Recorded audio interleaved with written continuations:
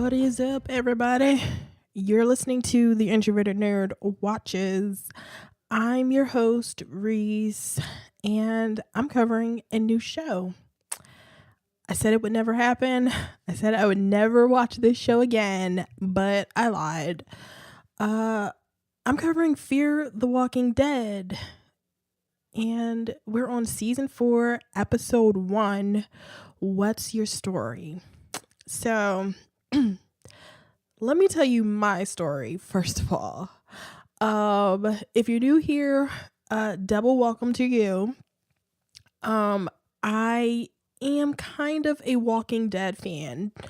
Not kinda. I'm a Rashone fan. I'm a shipper. That's what I do. I ship people. But I also watch The Walking Dead, and that show has been going down like for the past few seasons. And when Fear the Walking Dead premiered, I was kind of excited. I was interested. So I watched that first season and it was kind of intriguing. I liked Strand and Nick and Daniel. Yeah, those are the three that I liked in that season. And I was, intrigued to come back for more. But then came season 2, and I didn't make it out of season. I didn't make it past the first half of season 2, y'all, because it was so bad to me. I could not make it. Madison she was insufferable. And I had problems with who's Travis and his kid, and Alicia, who they were treating like a really small child. They were treating her like she was much younger than she actually was, which was frustrating to me. So I bailed after the first half of season 2. I was just like, yeah, I'm done with this. Yuck.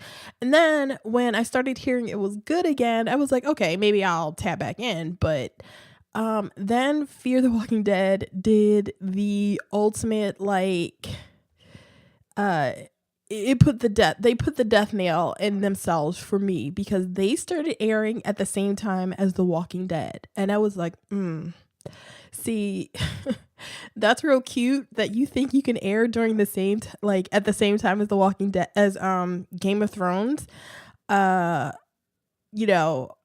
I get it. You're like kind of in the Walking Dead side of things, and The Walking Dead was really popular at the time, like much more popular as far as ratings go than it is right now. And I feel like they got a little too big for their britches. And I was like, deuces, I'm watching Game of Thrones. Like, you cannot compete with Game of Thrones. I don't care what you do on this show. On this show or The Walking Dead, Game of Thrones will win every single time. So that's what happened. And I was out. So then the crossover. Lots of talk about the crossover. Who was going to be the crossover character? How long would the crossover character last? Would it be would the person be going to The Walking Dead, or would a person from The Walking Dead be going to Fear? And how would that work out? There's a big time difference between these two shows. They're on two different timelines. So it wasn't Abraham like I wanted. It's Morgan Jones, who's been with The Walking Dead since season 1, been, Rick's ace since season 1. And so I was kind of less interested, because on The Walking Dead, Morgan was going through a crazy phase, and don't worry, you'll see his crazy phase because he's back there. They brought him back too crazy so he can be on Fear the Walking Dead. So you'll not miss on any, you won't miss out on any of his craziness. We'll all get to experience that together. So when I found out it was Morgan, I was like, oh, really? Because at the time I didn't know about the time jump. So it was like, okay, we're going to go back in time. How is this going to work out? And I was just like, fuck this. By the way, I curse a lot. If that bothers you, sorry, but not really. Deal with it. Um, so turns out everybody's fears were, we were too quick to judge, and there's been a time jump in Fear the Walking Dead. Now, I know this pissed off a lot of people because what they liked about Fear the Walking Dead was that it was the beginning of the apocalypse, that we're seeing stuff that you couldn't have seen in The Walking Dead because Rick was in a coma, and Rick is the main character. So we meet up with him after a bunch of time has passed. A few months have passed since the Z-Pac started. So with Fear the Walking Dead, you sort of got to see that, or not sort of, you got to see that. You got to see all of the time that you missed out on in The Walking Dead. And I know a lot of people liked season 3. There were very high praise for season 3 of Fear the Walking Dead. And, a lot of people saying that it was better than The Walking Dead, which to me didn't really mean a whole lot because I thought The Walking Dead was terrible, like really bad. Season 7 was just god awful, and season 8 just ended because of this crossover. We won't even get into The Walking Dead and what I think about that because I have a lot of thoughts about The Walking Dead, and we'll be here all night if I start talking about The Walking Dead because, that's a shit show. So, where was I? Morgan as your crossover character. Now, let's just get into the episode. What's your story? So Morgan's story is that he is alone. He wants to be alone. He can't be a part of a group right now, which is how Morgan was for a long time. Or how Carol was, season 6 and most of season 7, couldn't be a part of a group. They were just, I don't know, they can't kill, Morgan can't kill, and Morgan just has a whole lot going on. He never recovered from the death of his son. I think the death of his wife was difficult, but I think his son just sort of pushed him over the edge. And while he got back a little bit, he's just always teetering. And a death in, what was it? I think it was season 7 of The Walking Dead of a little boy he was mentoring, just sort of pushed him over, and it was just done from there. And then we got Morgan Myers, and Morgan was just out of his mind. He's hallucinating dead people around him. So Morgan has been out of it. So when we start this episode, he is in the junkyard by himself, and he gets 3 visitors, Jesus, Carol, and Rick, and they're all trying to get him to join the communities again because the war against Negan is won. The war against Negan is won. So it's all just an effort to try to get Morgan to rejoin these societies because they're trying to rebuild. And Morgan, he doesn't really say anything to them. He speaks, but it's not a lot. Actually, this to me seemed a lot like, I thought it could be Morgan hallucinating. It was a little too sane. Like, these people were speaking a little too sane for it to be a hallucination, but it was the way Morgan was sitting there. It was almost like he was imagining what these people would say to him if they came to try to convince him to rejoin their groups. And so Morgan is just, he's not feeling it, and I totally get it. It's Rick's visit that sort of pushes him to make a decision, because Rick goes to him and he's telling him, you can hide, but you can't run. And well, Morgan proves him wrong because he ends up running. But Rick is trying to just he's trying to connect with Morgan on the level that, hey, Morgan, I met you in the beginning. If it wasn't for you, I wouldn't have survived.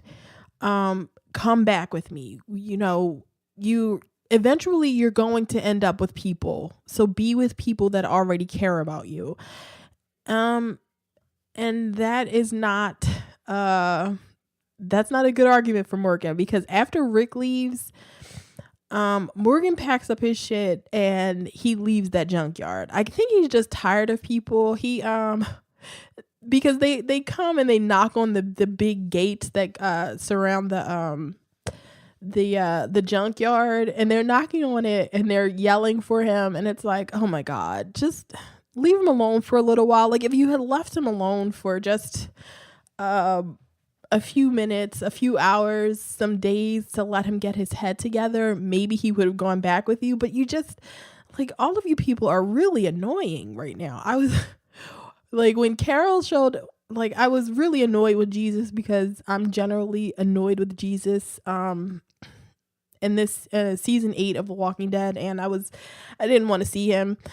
Carol, I was like, okay. And even Morgan was like, oh, really?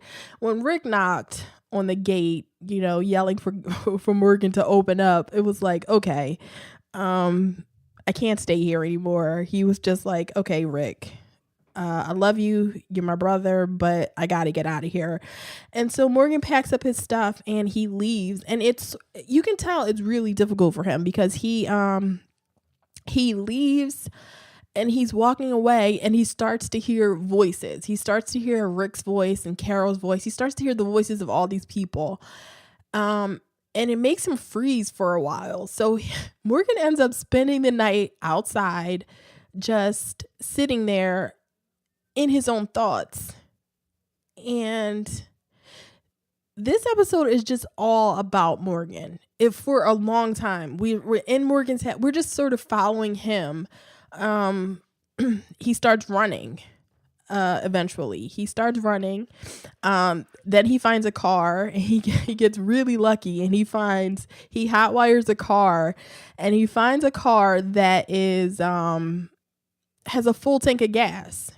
And we just sort of watch his trek across the country. You don't realize it's across the country.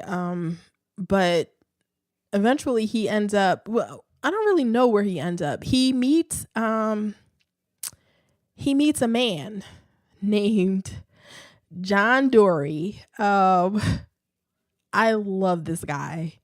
John Dory, with an IE, like the fish, not a Y. So this guy is really interesting. I forget he's played by Garrett Dillahunt. And I don't really know him. I believe he was in like a comedy a few years ago.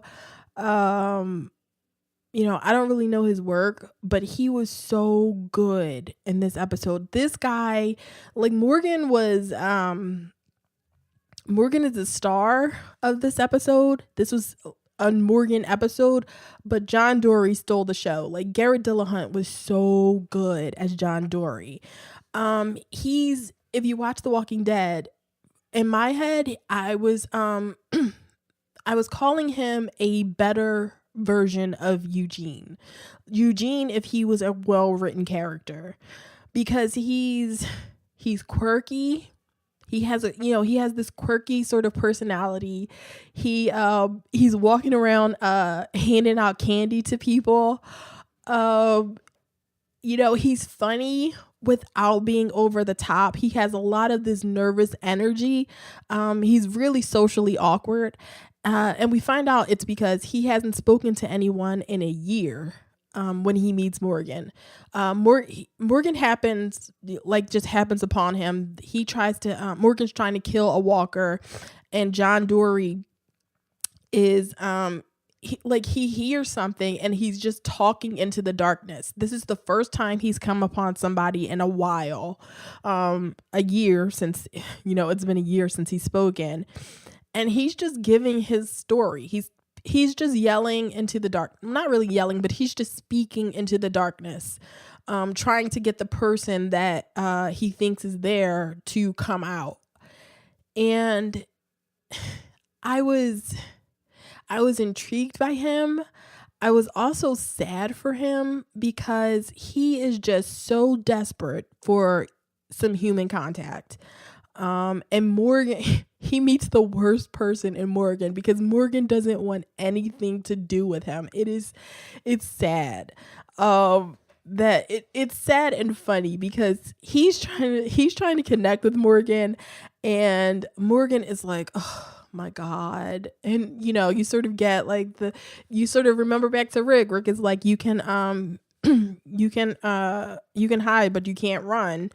And Rick was right. Eventually you do meet up with other people. You can't really avoid others. You don't have to stick around with them, but you can't avoid other people in this epoch. And you need other people, which is another thing that Rick said. Eventually you need other people. You cannot survive for too long by yourself. So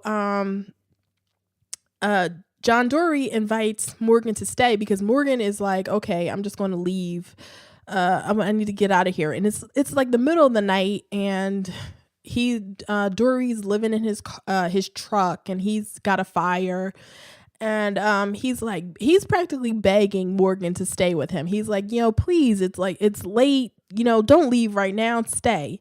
So I was as intrigued as I was, and as sort of endearing as I found him, I was on high alert because I guess just watching as much TV as I watch, I'm like, okay, this guy is offering food and shelter and candy. You can't trust him. Maybe I'm just paranoid, and I'm like, nope, you can't trust him. He's out here by himself. He's talking to himself. No, Morgan, don't trust him. Turns out I was wrong, or at least in this first episode, I was kind of wrong. I'm still keeping my eye on him, though. Like, as much as I like him, I'm keeping an eye on him. So Morgan wakes up, and it's already the middle of the night, but Morgan wakes up. Dory is like snoring on the other side of this truck, and Morgan gets out, and he's sneaking away, and he does the dumbest thing. He sees a tent, and basically people camp, their camping equipment left out, and he goes to check on it, and I'm like, Morgan, it's a tent. These people are coming back. Either walk away. You don't want to be with people. You want to avoid people. You don't walk up to people's shit in the middle of the Z-Bach and not expect something to happen to you. But Morgan is very nosy, so he walks up to it and he gets knocked out. And he gets captured by these douchey group of guys. And they when Morgan wakes up, they're holding him at gunpoint, and they're looking through his stuff, and they're telling him that they have to kill him because they don't want him to say anything about the little operation they have going on here. And now I don't know what they have going on. It's basically, I don't know, they're just living. And I guess they're just afraid that this new guy that they've never seen before is going to spread the word that there are people out here. I don't know. But whatever it is, they want to kill Morgan. And Morgan is explaining like, hey, I don't know anybody around here. I'm just passing through. I want to leave. He told them to take the food or something. He told them to take something, and then, give me the rest of my stuff, the backpack and everything that I have. And, we're cool. I just want to leave. I'm not going to tell anybody about you because I don't know anybody to tell. So they're about to let him leave, but here goes your boy Dory. Now Dory is a good shot. We see when he shoots the walker that Morgan was trying to kill. He's like a good distance away, and he shoots the walker just like right in the middle of the forehead, and he spins his gun around. So I'm like, oh, this guy is like good. He's like doing tricks with the gun, and he comes in and he shoots at a guy, but he was obviously not aiming to kill him because he shoots the gun out of his hand. And it's like, okay, he's cool. But then he starts talking and he's telling them like, hey, I'm trying to protect my friend. And it's like, oh. And Morgan is Morgan gives him this epic side eye when he eventually they get the jump on him, and there are people behind him and he has to drop the gun, and he's like, oh, like, oh, sorry. So he's being held hostage too. And Morgan is looking at him like, you motherfucker. Like, I was just about to get out of here, but you had to come along and quote unquote help me when I didn't need your help. Like, oh my God.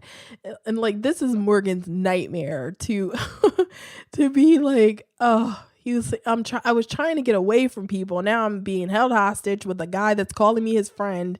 And, I tried to sneak away from him too, and I couldn't do it. Oh, poor Morgan.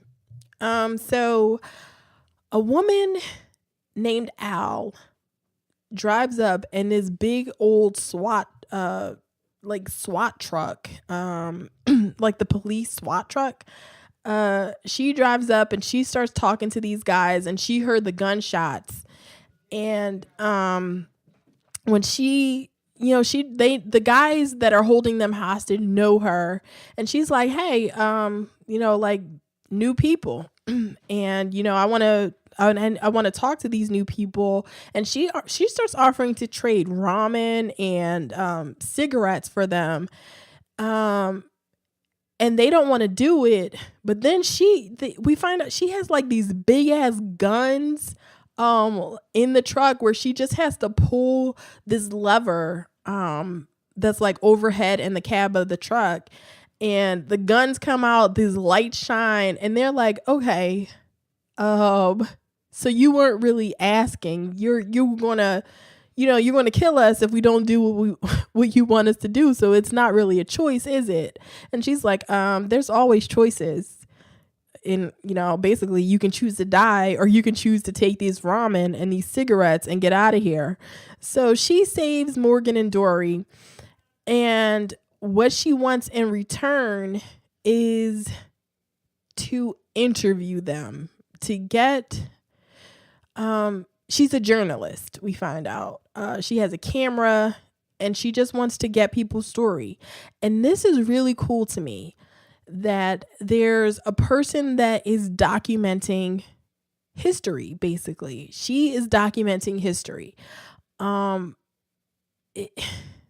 don't know, it's really cool to me, because eventually society is going to be rebuilt, not the way that it was before, but they're going to have some semblance of a society and government, and you need to know what the history was, right? So to have her here documenting and archiving all of this is really cool to me. And she's getting these firsthand stories from people about, what they've been through.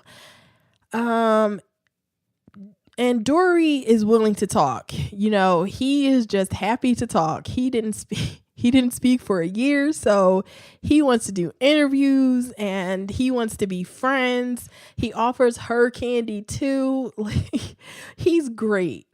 So, he gives his story, and we find out that he was with a woman. Was her name Laura? Yeah, I believe her name was Laura, and they met during the apocalypse. Somehow she went missing, and he's looking for her.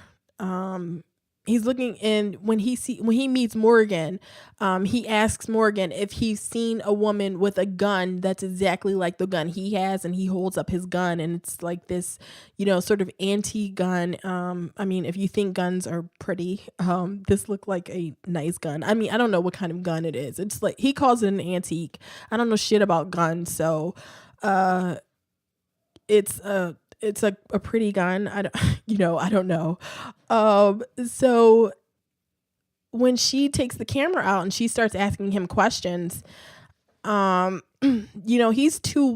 really willing to spill his guts, but when she gets to Morgan is like, nah, dude. I'm not interested in, talking about any of this. Like, what are you doing? There's no newspapers or television around. Like, what are you really doing? I'm not even, he's not interested. And Morgan just wants to leave. And so when he tries to leave, it's during the day now. When they start the interviews, they got away from the guys, and they were riding for a while. And when they stop, that's when she does Dory's interview. And when when Morgan tries to leave, Dory stops him and is still the sweetest guy and gives Morgan some socks because he saw how bad his socks were by the fire from the night before. But that moment is cut short because the guys that kidnapped Morgan and Dory, they show up again, and they are, they have shotguns, and they climb up on the roof, and they're surrounding them, and Al can't get back into her car, and they want to steal her big truck. And so Morgan, like the ninja he is, Morgan and Dory, they work well together because they take these guys out. The guys that are holding them, they start taking them out. Al is fighting with the other guy, like the leader dude, and she throws her keys away, and the guy eventually gets bitten by a rattlesnake that we see because this show can't, they're better than The Walking Dead, but they can't avoid these like really obvious moments. So when Al stops the truck, when she's driving past, we see a rattlesnake on the ground, and they stop and they focus on the rattlesnake. So you knew the rattlesnake was coming back. So this guy gets bitten by a rattlesnake, and, he's all fucked up, and Al is beating him up, and, that's all happening. Morgan is on the roof trying to get the guy that's shooting at them from the roof, and eventually Morgan gets shot in his leg. And he gets in a fight with a guy, and he pushes the guy off the roof, where the guy falls off the roof, and he's trying to hang on, and Morgan helps him up, only to have the guy, of course, attack him again.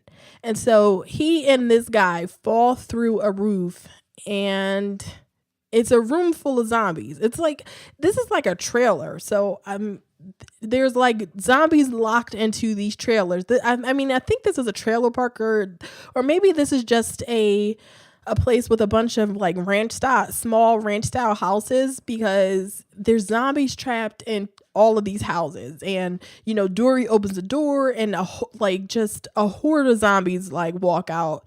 Morgan and this guy fall through a roof, and the guy gets eaten, and Morgan, who cannot die, he cannot die, he can only be hurt. One of the zombies that attacks him has grenades on him, and Morgan is just, he's such a Mission Impossible character. He's Tom Cruise from Mission Impossible, because he steals a grenade, he throws it, and then he runs into the bathroom and jumps into the tub to hide, and all the windows blast out, and Morgan makes it out with barely a mark on, like the only mark he has is the shot he has to his leg. And so they get out of this little situation, And Morgan he's shot. They fix up his leg as best they can. And Morgan is still trying to leave. It's like, Morgan, you cannot walk. You like, you need help right now. You can't do it because Al, oh, I forgot to say that Al eventually makes it into her truck and she kills all of the zombies, and this is when we finally get to see her big guns in action. So she pulls her lever and the big guns go off, and I don't know how she has these guns set up, but they're set up in a way that she can only get headshots on zombies with these things, because I swear she took out all of these zombies. All of them got headshots. I don't know. I don't know how she has it set up. I don't know what kind of technology she has in these things, but they only get headshots on zombies. So Morgan is leaving. He has his leg wrapped up. He has his stick. He puts on his backpack and he's trying to leave. And he doesn't want to be a part of this. Oh, and before he does that, this is when he finally does his interview. She saved his life again. And that's how she got Dory to do the interview, because she tells them they owe her. And she saved their lives for a second time, and Morgan finally agrees to do the interview, and he tells her about Alexandria and the kingdom, and how there was an actual king and a tiger. And this sounds like, Morgan is crazy and she doesn't know that, but this sounds like the workings of a crazy man's imagination, that there's a community with a king that had a tiger. It's crazy. So, and there's war, and he's just telling her a bunch of wild shit. Obviously we know that this all happened, but it's just, it's really wild. And she's like, wow, like, you have to tell me, you have to get deeper into this. And Morgan, he was like Morgan Gump for a little while, because he starts his story by saying, she says, well, how did you get here? And he's like, well, I ran, and then I walked, and then I drove, and then I walked somewhere. And I'm like, okay, Morgan, we get it. He was Forrest Gump for a little while in this episode. I see you. So eventually she asks a question that gets a little too personal. And he's like, well, why are you asking these questions? Let me ask you some questions. Why are you doing this? And she avoids all of his questions. And I'm interested in that, because she just, she gets a look on her face like like Morgan hit, he hit the nail on the head with some of the things that he was saying. But she doesn't really answer, or she does not answer any personal questions about herself. So, she keeps going, I guess, in her journalistic way she keeps pushing Morgan to answer more questions. And she stops him and she says, just tell me something real. And Morgan says, he loses people and then he loses himself. And she doesn't understand that. But I'm like, well, I think we as an audience understand, right? Like he lost his son, and then he just completely lost his mind. He went into clear mode. He got that back when he met the cheesemaker. But then he lost he lost the boy. I forget that boy's name. He wasn't that important in The Walking Dead, except to Morgan. So I can't remember his name, but he lost that kid, and that just threw him right back over the edge. Like he was doing well for a while. He wouldn't kill anybody, and he was going around trying to trying to treat people the way the cheesemaker treated him, trying to change lives in that way. So, you know, I mean, I don't really think Morgan was well then, but, he was better.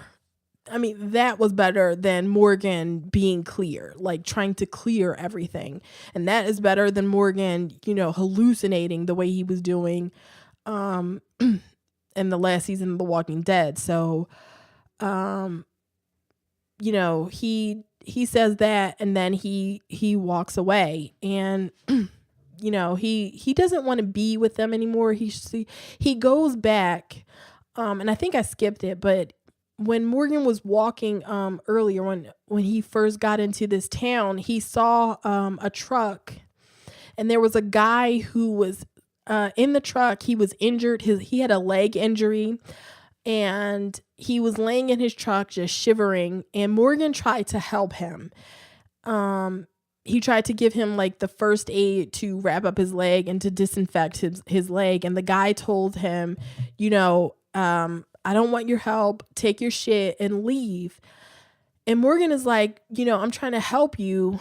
You don't have to be alone, or you don't have to do this alone. And the guy says, I forget exactly what he says, but he says something like, we're all alone in this world. And Morgan picks that up, and Morgan just sort of takes that onto himself. Morgan does that a lot. He's very easily influenced when he's not in his right mind, because he meets the cheesemaker, and he leaves the cheesemaker, and suddenly he's willing to follow this philosophy. And I just don't get the feeling that Morgan thought a lot about it, but he needed something, so he was going to use this cheesemaker philosophy to live his life at that point. And then he loses that when he realizes when the kid dies that he was mentoring. And so now he's looking for a way to live his life. He's looking for a way to survive. And so now I feel like anything that people say to him is like that sounds like kind of that sounds kind of right, sounds like something he can kind of do. He's just going to be picking that stuff up. So, that guy, he goes back to that truck, and he sees the guy gone. He sees the guy is gone, and he sees a walker from far away that kind of looks like the guy. He has long hair, and he starts following him. And Morgan, he needs help. He's limping, and he can't make it. He's shot in his goddamn leg. And eventually he attracts some walkers, and he falls, and he can't make it. And so Dory shows up, and he kills the walkers, and he helps Morgan, and he's telling Morgan, like, hey, you need help. Let me help you.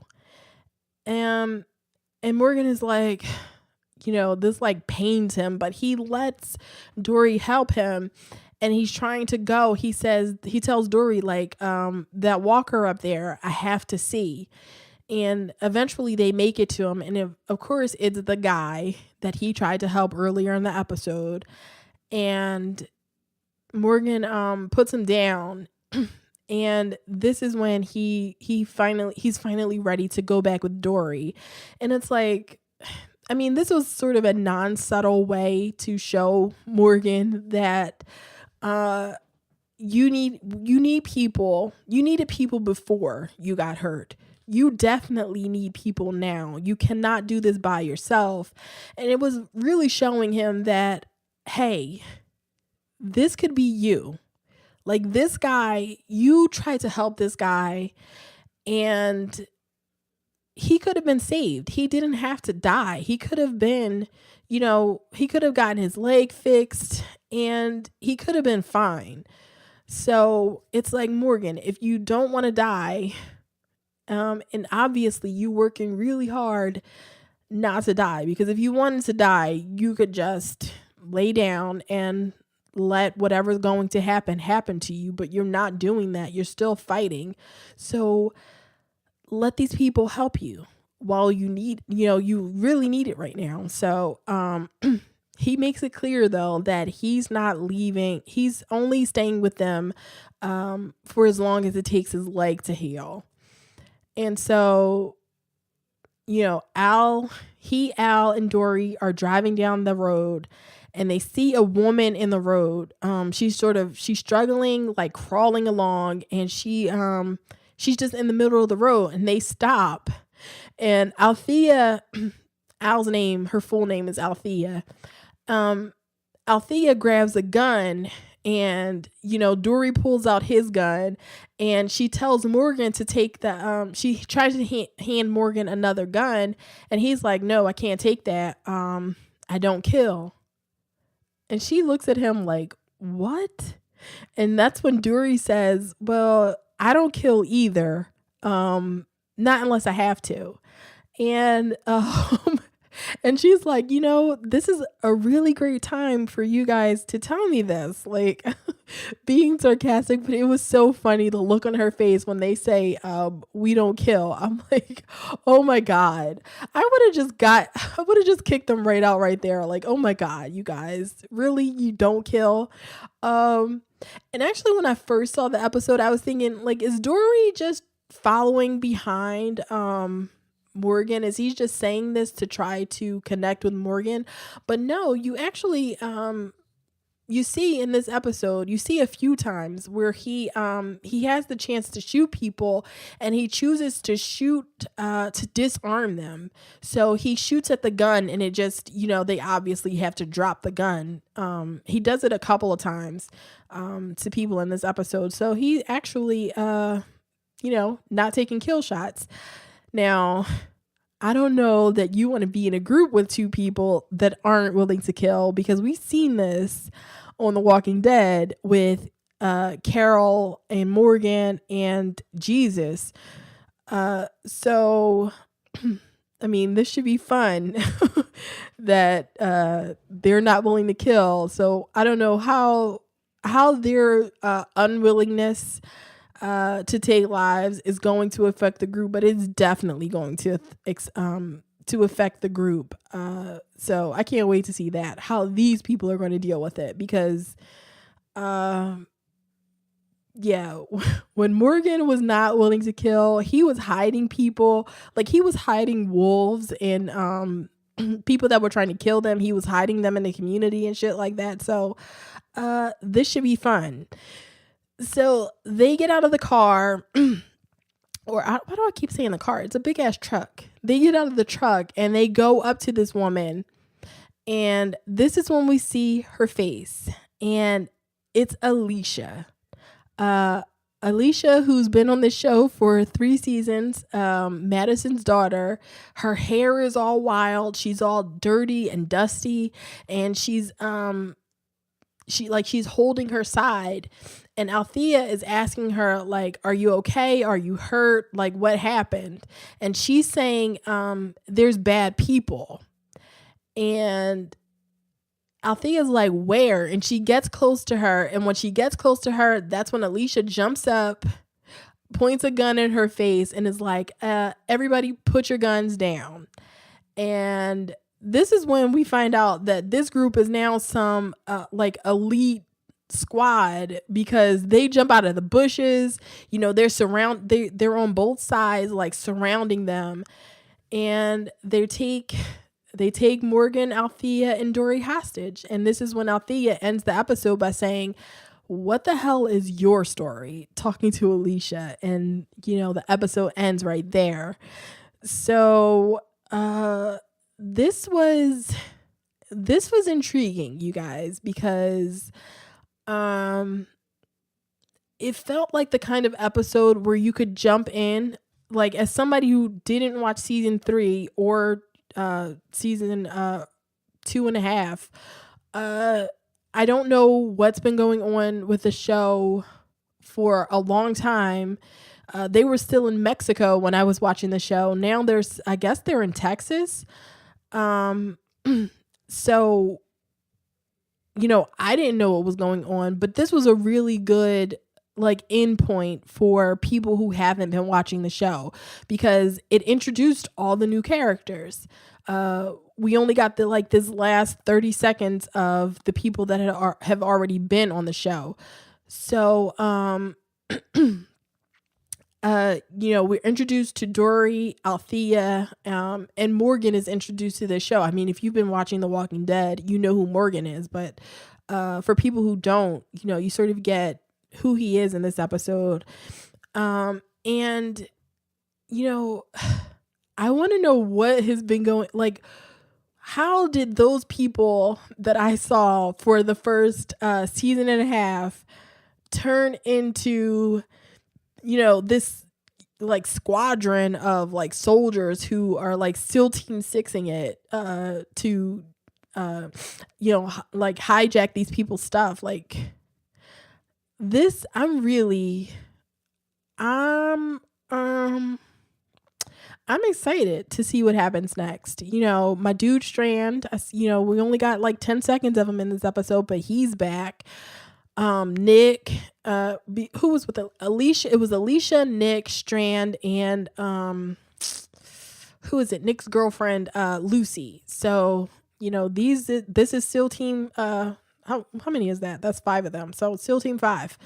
Or SEAL Team 4, however many of them it is. They're a SEAL team. They're Navy SEALs in this epoch. So I don't even know. Like, I don't even have any guesses about what's going to happen next. I do have a question though, because Althea, there are these 51 like flags, these white flags hanging all around that say 51 on them. And when Dory asks about it, Al says these have just been popping up. She doesn't know where they're coming from. These signs have just been popping up all over the place. So I want to know. We're going to find out what's going on with that. Where's Madison? She wasn't with them. Where's Daniel? Because I remember Daniel, and I know he was back. I know he didn't die like I thought he did earlier in the in the series. So I want to know where he is. Like, did Daniel make it? Because there's been a significant time jump in Fear the Walking Dead. They're on the same timeline as The Walking Dead now. So there's a ton of shit happening. I want to know.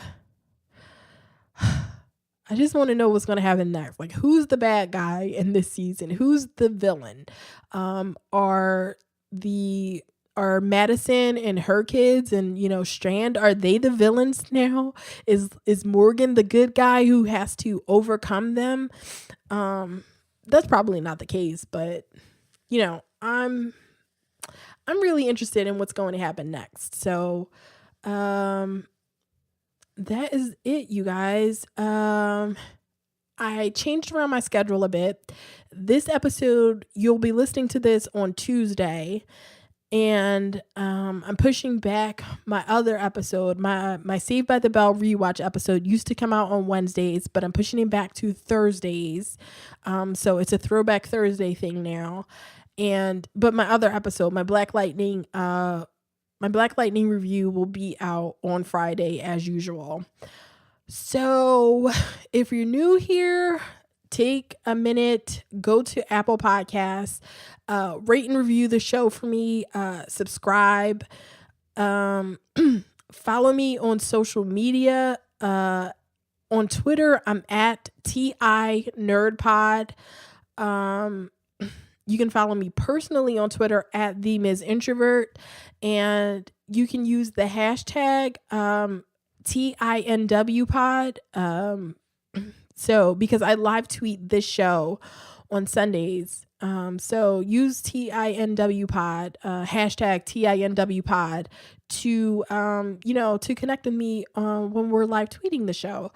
On Instagram, I'm at TheIntrovertedNerd, and like the Facebook page at facebook.com/TheIntrovertedNerd, because I put all the updates for the shows here. I put an update about the shows that I'm covering for the week and or the episodes that I'm covering for the week. And on Sundays, I put up a feedback post on the Facebook page so that you can leave feedback for this show if you want to. Or you can email me at theintrovertednerd, theintrovertednerd at gmail.com. You can send email feedback if you want. And I believe that is all. So until Thursday, all of my Saved by the Bell fans, later.